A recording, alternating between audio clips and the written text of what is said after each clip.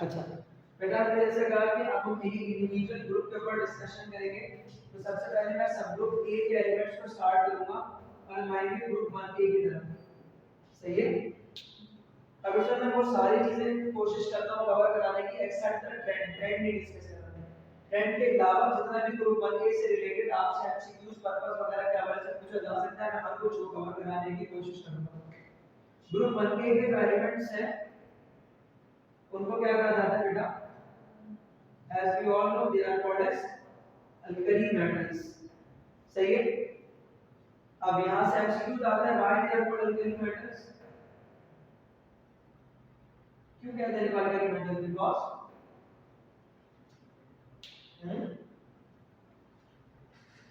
ये तो रीजन भी आएगा इंटर के अंदर।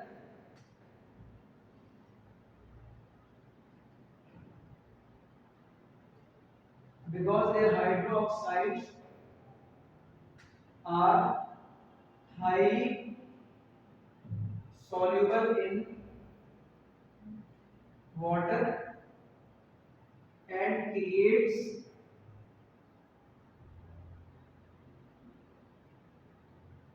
alkali solution, मतलब बेसिक सॉल्यूशन। अल्कली मेटल्स को अल्कली मेटल इसलिए कहा जाता है क्योंकि जो इनकी हाइड्रोक्साइड है वो पानी में हाईली सॉल्युबल होती है, और पानी में सॉल्युबल होने के बाद जो सॉल्यूशन बनेगा वो एक अल्कली सॉल्यूशन बनेगा, मतलब बेसिक सॉल्यूशन। जैसे कि फॉर एग्जांपल अगर NaOH को देखा जाए तो सोडियम ग्रुप बने का एलिमेंट है, OH लगा हुआ है मतलब ग्रुप बने का एलिमेंट की हाइड्रोक्साइड है। पानी में इसकी अगर डिसोसिएशन देखी जाए बात इसकी, तो तकरीबन आपको पता है कि 90 से 95% ये पानी में क्या हो जाता है? डिसोसिएट हो जाता है। सही है। तो इसकी डिसोसिएशन कितनी है पानी के अंदर? 90 टू 95%। और इसका जो पीओएच है, सॉरी जो पीएच है इसका बेटा वो है आपके पास 13। अगर पीएच 13 हो सॉल्यूशन कैसा होता है आपके पास? हाईली बेसिक होता है। सही है। तो पानी में डिसॉल्व होने के बाद पानी का जो पीएच है वो कितना हो जाता है? तकरीबन 13 हो जाता है। तो इसीलिए हम क्या कहते हैं कि भाई इसने क्या क्रिएट करवा दिया? Alkali solution, basic solution create करवा दिया। तो ये क्या होता है? पानी में हाईली सॉल्युबल होते हैं, जिसकी मिसाल फर्स्ट ईयर के चैप्टर से आपने पढ़ा है कि इसकी जो डिसोसिएशन है वो 90 टू 95% है। और फर्स्ट ईयर में ही आपने पढ़ा कि भाई ये पानी में जाने के बाद बेसिक सॉल्यूशन बनाता है, मतलब ऐसा सॉल्यूशन जिसका पीएच कितना कर देता है? 13 कर देता है। ठीक है। अच्छा इसके आगे अगर हम बात करें अल्कली मेटल्स के अंदर जितने भी एलिमेंट्स हैं वो कौन कौन से हैं? तो सबसे पहला आपके पास है लिथियम, उसके बाद दूसरा कौन है? सोडियम, उसके बाद कौन है? पोटेशियम, उसके बाद कौन है? रुबिडियम, उसके बाद कौन है? सीजियम, और उसके आखिर में कौन है? फ्रेंशियम। पहला एमसीक्यू आता है कि जो फर्स्ट मेंबर है, सही है, जो बेटा क्या है? फर्स्ट मेंबर है अल्कली मेटल्स का, वो फर्स्ट मेंबर कौन सा बच्चे? लिथियम। कौन सा है? लिथियम। अब बेटा जो आखिरी एलिमेंट है, जो रेडियो एक्टिव एलिमेंट है,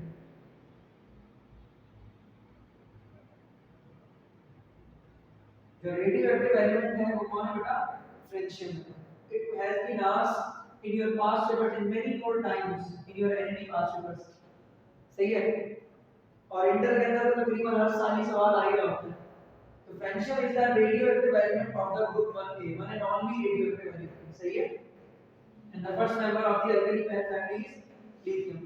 Hydrogen is itself not considered as a member of या फिर first member of alkali metal। Hydrogen की कुछ सिमिलैरिटी जरूर है ग्रुप 1 के एलिमेंट्स की तरह, लेकिन हाइड्रोजन एक alkali metal नहीं है। सही है। तो याद रखिएगा hydrogen itself is not a member of group 1A। Its position is unpredicted even until now। 1A में रखे, 4A में, 7A में, अभी तक इसकी कोई एग्जैक्ट आइडेंटिफिकेशन नहीं दी गई।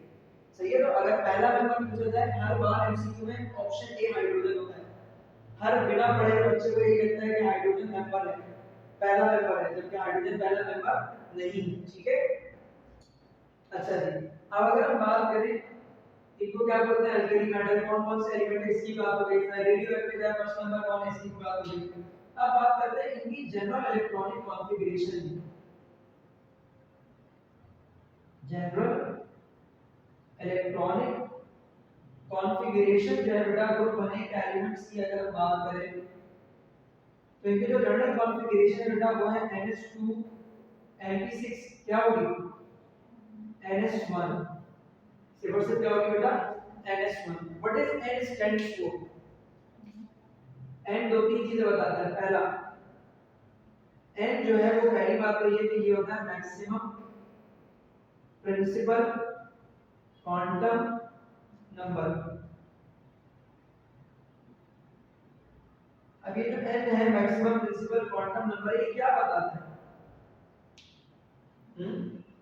क्या क्या बताता है बताइए जी। सबसे पहले तो ये बताएगा कि इस एलिमेंट के पास टोटल शेल्स कितने हैं ठीक है मतलब मैक्सिमम प्रिंसिपल क्वांटम नंबर की वैल्यू अगर 5 है तो एलिमेंट के पास 5 शेल है 4 है तो एलिमेंट के पास 4 शेल है और बैलेंस शेल के हवाले से पता लगता है जैसे कि मैक्सिमम प्रिंसिपल क्वांटम नंबर की वैल्यू अगर 5 है तो एलिमेंट का बैलेंस शेल 5th शेल होगा मतलब KLMNO शेल होगा। अगर for example maximum principal quantum number की वैल्यू 2 है तो उस एलिमेंट का जो बैलेंस शेल होगा वो कौन सा होगा L शेल होगा। तो बैलेंस शेल के हवाले से भी प्रिडिक्शन में हेल्प करता है और इसमें हेल्प करेगा period from which element belongs ये भी बताएगा साथ में कि ये एलिमेंट किस पीरियड से ताल्लुक रखता है ठीक है। इसको मैं आपको इस तरीके से समझाऊंगा कि जैसे मेरे पास लिथियम है ठीक है बेटा लिथियम की बात की जाए एटॉमिक नंबर है 3 कॉन्फ़िगरेशन होगी 1s2 2s1। अब यहाँ पर मैक्सिमम प्रिंसिपल क्वांटम नंबर की वैल्यू क्या है 2 n की वैल्यू क्या है यहाँ पर 2 है। अब देखिए लिथियम को मैंने ग्रुप बने का एलिमेंट क्यों बोला क्योंकि इसका जो आखिरी इलेक्ट्रॉन है वो मैक्सिमम प्रिंसिपल क्वांटम नंबर के साथ s सब शेल के अंदर बस एक ही इलेक्ट्रॉन है। तो लिथियम की जनरल कॉन्फ़िगरेशन क्या बन गई NH1 इसलिए लिथियम किस ग्रुप में प्लेस किया जाएगा अल्कली मेटल्स के अंदर प्लेस कर दिया जाएगा। अब n की वैल्यू जो 2 है वो क्या बता रही है टोटल शेल लिथियम के पास कितने भाई 2 शेल है कैसे जैसे कि हमारे पास ये न्यूक्लियस हो गया पहले शेल में 2 इलेक्ट्रॉन आ गए दूसरे शेल के अंदर 1 इलेक्ट्रॉन तो 2 शेल है। प्रिंसिपल क्वांटम नंबर हमें बताता है बैलेंस शेल कौन सा है तो प्रिंसिपल क्वांटम नंबर की वैल्यू है 2 तो पहला शेल होता है K दूसरा शेल होता है L शेल तो बैलेंस शेल कौन सा है भाई लिथियम का L शेल। तीसरी चीज लिथियम के हवाले से मैक्सिमम प्रिंसिपल क्वांटम नंबर 2 हमें ये बताएगा कि लिथियम को किस पीरियड में प्लेस किया जाना चाहिए।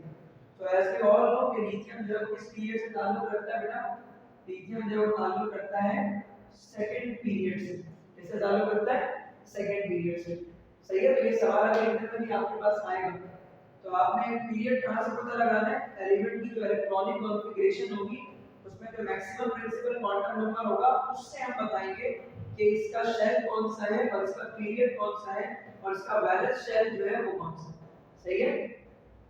अच्छा जी तो जनरल कॉन्फ़िगरेशन क्या होती है भाई NS1 के हवाले से हमने कह दिया कि इसकी जनरल कॉन्फ़िगरेशन जो है वो है NS1 सही है और जो जनरल कॉन्फ़िगरेशन है उसके लिहाज से हमें मैक्सिमम प्रिंसिपल क्वांटम नंबर क्या बताएगा ये वाली बात भी हो गई। ग्रुप बने के अंदर एलिमेंट्स कौन-कौन से ये वाली बात भी हो गई। ग्रुप बने के एलिमेंट्स को क्या कहते हैं ये भी बात हो गई। क्यों कहते हैं ये वाली बात भी हो गई उसके पीछे क्या रीजन है रेडियोएक्टिव कौन है स्मॉलर कौन है इसकी भी बात हो गई। तो ग्रुप बने के लिहाज से एज सच आपको जितनी नॉलेज होनी चाहिए मॉडर्न पीरियोडिक टेबल को पढ़ते हुए वो यहां पर हो गई बात कंप्लीट। अब हम किस पर जाएंगे ग्रुप 2A पर ठीक है।